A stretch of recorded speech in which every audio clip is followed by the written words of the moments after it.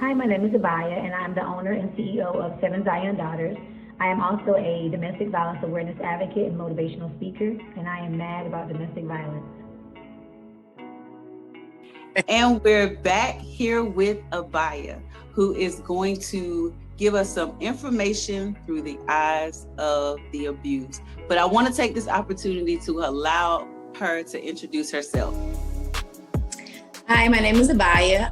I currently reside in Atlanta, Georgia.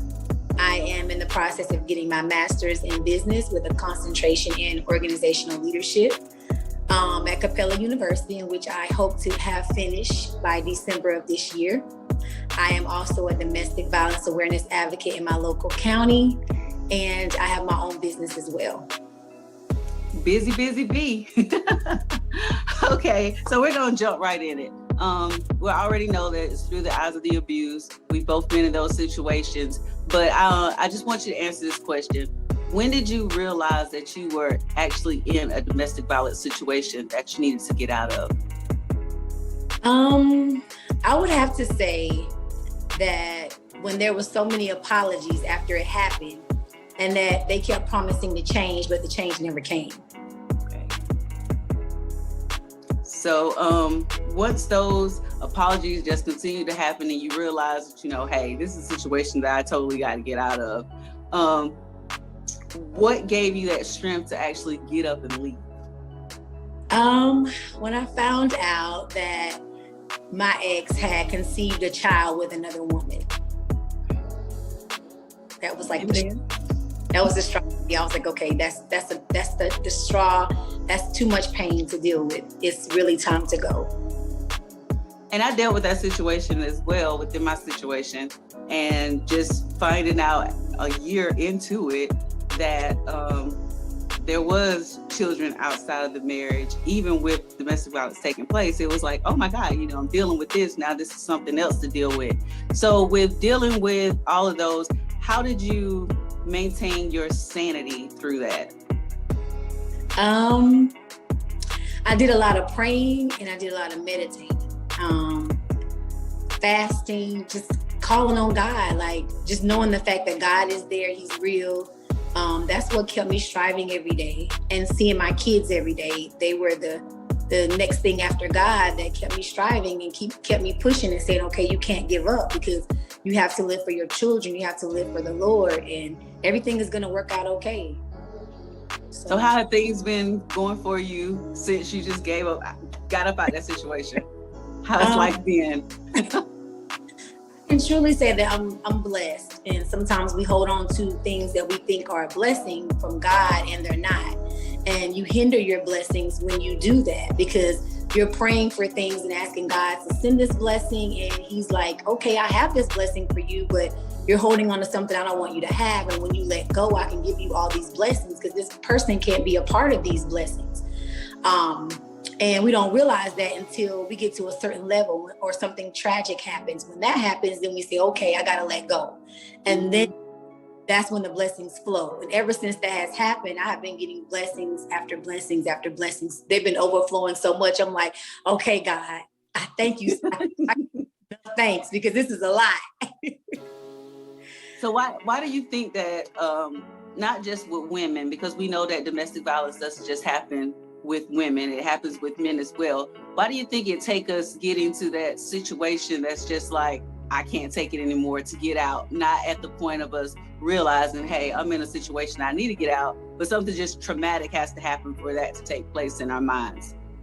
Why do you feel like that is? From a woman's point of view, and it could be also from a man's point of view as well, we are emotional.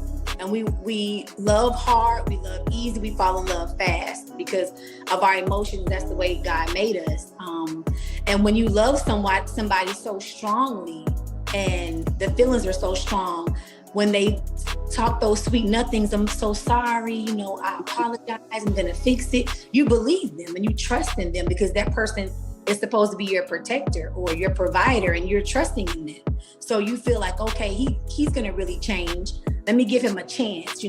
I would want a chance with somebody if I'm asking for one, so we as women are emotional. And with that being said, we forgive easy and we take someone back even though we know we deserve better because we want to see the good in them. We're looking for the good in them. When sometimes there's not no good in people, or they don't even know how to express the good in them because they're so caught up on different things that are hurting themselves. They don't realize they're hurting other people. Right. And that's the thing. Sometimes we get in relationships with people who haven't quite healed or who don't understand themselves. And we might see the good in them, but they don't even see the good in themselves. And then understand the whole process of love, what love is, their backgrounds. You know, that's why it's really important for us to understand how we pick our partners. You know, make sure that we're picking people who's healed.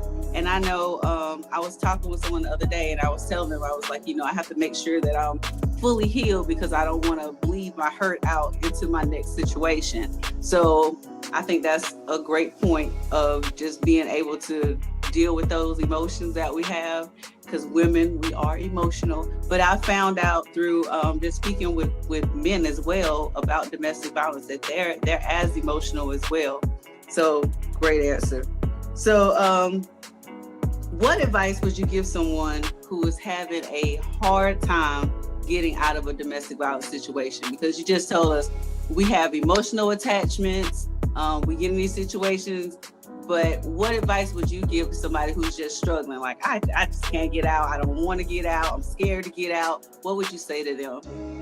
The first thing I would say is you are a victim of domestic violence, most definitely. Because the first stage is denial. You deny it and you say, oh, I'm not, and I don't want to leave.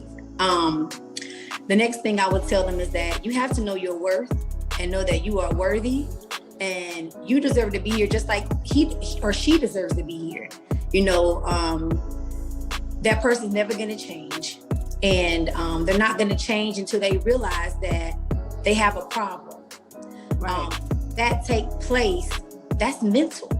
So when their mentality tells them that they have a problem, then they will start to change. Until that takes place and that process happens within them, they're never going to change. They're going to continue to be that type of person. And the only way that they're going to realize that if they see an issue within themselves and then they seek God for the help. If they don't see an issue within themselves, the process is never going to go away. It's just going to keep repeating itself. And if you feel like if you're saying to yourself, I know I'm worthy, I know that, but I still love him. Think about your daughter or your son if you have kids. Right. Them growing up seeing this. Are they going to be traumatized? Are they going to feel like it's okay to go through this or to do this to a woman? If you don't have any kids, think about the women who have died because they went through domestic violence from the hands of somebody who was violent. Be the voice for them because they no longer have a voice. So stand up for them and say, hey, I'm going to represent my sister who's no longer here, who can't stand still, but I'm going to stand up for her. That's an amazing answer. And we all have loved your voice today and all of the information that you've given us. And I'm pretty sure that somebody out there is going to hear this information and they're going to apply it to their situation. And hopefully we all know that we want the outcome is for them to be out of that domestic violence situation. So how can we find you on social media? Okay, I'm on Instagram, and my Instagram name is Lyrics and Loyalty, and it's LYRICS_N, just the letter N, _lyrics, loyalty, LOYALTY. And on YouTube, my name is The Poet Empress. A lot of poetry and hip hop is already uploaded. So you can go on, subscribe, watch, like, spread the word.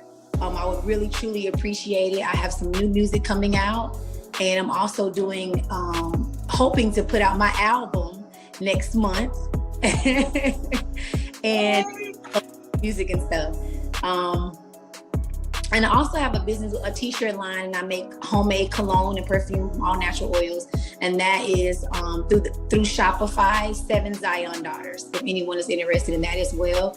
That will be launching November 1st. I actually redid the whole business page and added new products. So I'm very excited about that. I know I'm a fan of the perfume. I'm like, you smell oh, good. I'm like, stop sniffing me, but I can tell you how to get it. Right. Thank you so much for sharing your insight, your story, your situation to bring someone else out of their situation. So very much appreciative. So here you have it, through the eyes of the abused, who is an amazing survivor. Thank you. Thank you.